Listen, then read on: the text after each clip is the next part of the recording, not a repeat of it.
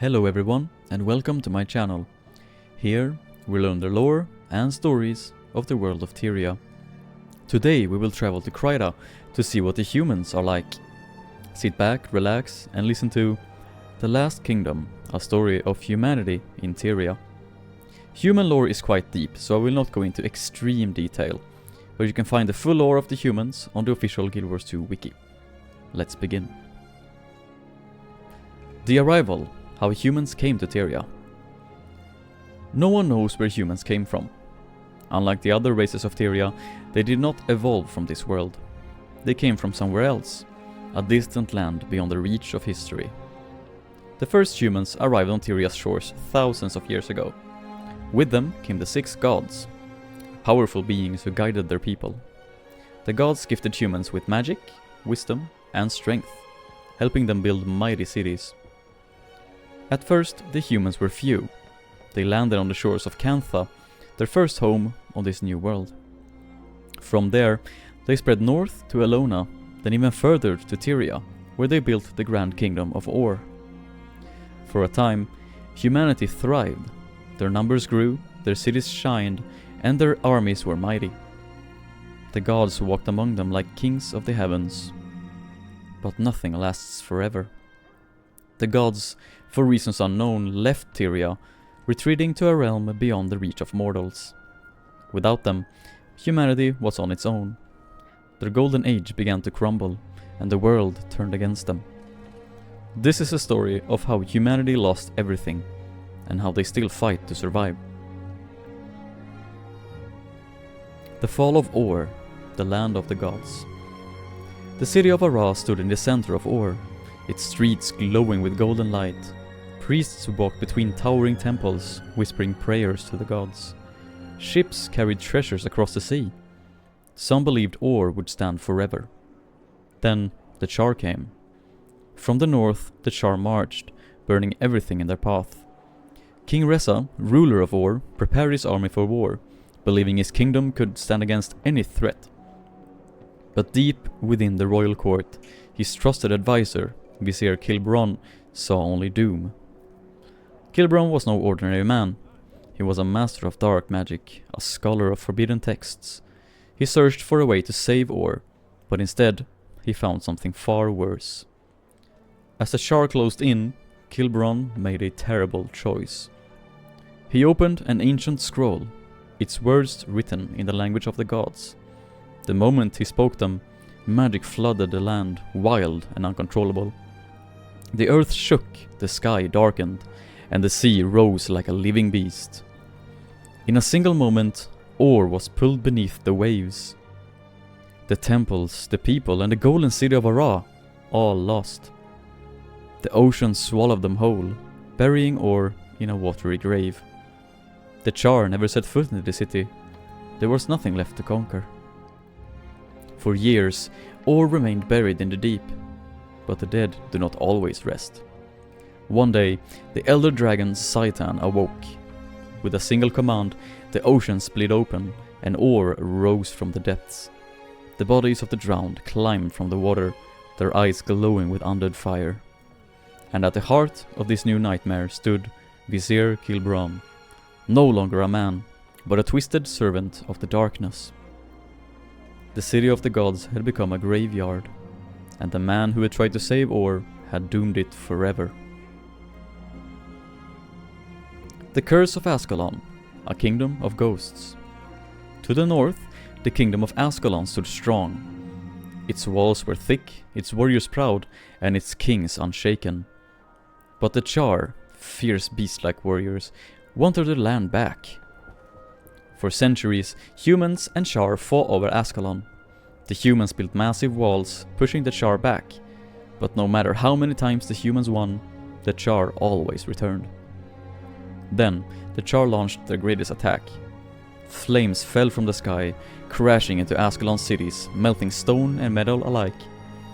Towers collapsed, homes burned, and the screams of the dying filled the air. The searing had begun.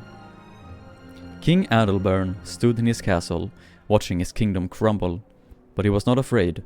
He refused to surrender. As the Char broke through the gates, he lifted his sword, Magdea, and unleashed his final weapon. A wave of magic swept across the land, burning like fire, but leaving no ash. The Shar survived. The humans did not. Every human in Ascalon fell dead where they stood, but they did not rest. Their bodies vanished, but their spirits remained, trapped in an endless war. These ghosts, once the proud warriors of Ascalon, now haunt the land, attacking any who dare enter. Ascalon still stands, but no human will ever rule it again. Elona, a kingdom in chains. Far to the south, past the great desert, was the kingdom of Elona. It was a land of golden cities and powerful warriors. The people lived under the rule of great kings and queens. But Elona's greatest enemy was not an army, it was a man. Palawa Joko, a powerful undead king, marched upon Elona. The human armies fought back, swords clashing, magic burning the sky. But Joko was already dead, and he could not die again. One by one, the cities fell. The people, once proud and free, were forced to kneel before the undead king. Joko's magic made them his slaves, and those who resisted became part of his army. Now, Elona is no longer free. Its people live in chains, serving the monster that conquered them. Cantha, the empire behind the wall.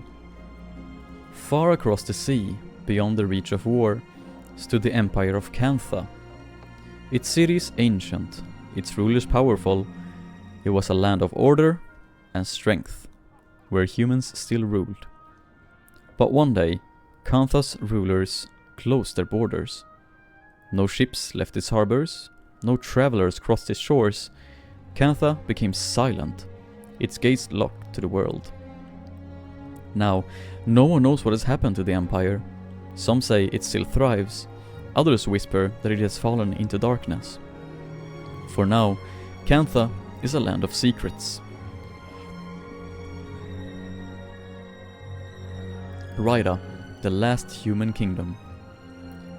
With Ascalon in ruins, or lost to the undead, Elona, ruled by Joko, and Cantha locked away, only one human kingdom remained, Kryta. The people of Kryta lived in fear. Enemies surrounded them. But Queen Jenna, ruler of Kryta, refused to let their people fall. She called upon the Seraph, human soldiers, the Shining Blade, spies and warriors, and the Ministry Guard to defend the kingdom. As long as Kryta stands, humanity still has hope. The future of humanity. Once, human were the rulers of Tyria. Now they are a dying race. Their kingdoms have fallen, their enemies have grown stronger, and their gods have abandoned them. But humans do not give up. They still fight, they still hope, they still dream of a day when humanity will rise again. One day they may reclaim what was lost. One day they may rise again. This has been the story of the humans. I hope you enjoyed this tale. While this was a brief overview, the human race's lore goes much deeper than this. The video would become way too long, but I might dabble in more long-form lore videos someday, if y'all want me to. Also, the Norn lore video will be remade to match this style of storytelling, because the first one was basically just a reading of the story on the official GW2 Wiki. I want to make something more original than that, so I'm working on that one as well. When that's done, all the playable races will have been covered, and I will start doing certain areas and zones in the world. Let me know if you would like to hear the lore of other races, such as the Coden or the Skrit. I think that will be rather fun to make. With that said, thank you all for watching this video. Please like and subscribe for more lore videos in this format. Also comment something that you thought was interesting, or something you would like me to make in the future regarding lore videos. Now, take care, and I will see you in the next story. Goodbye.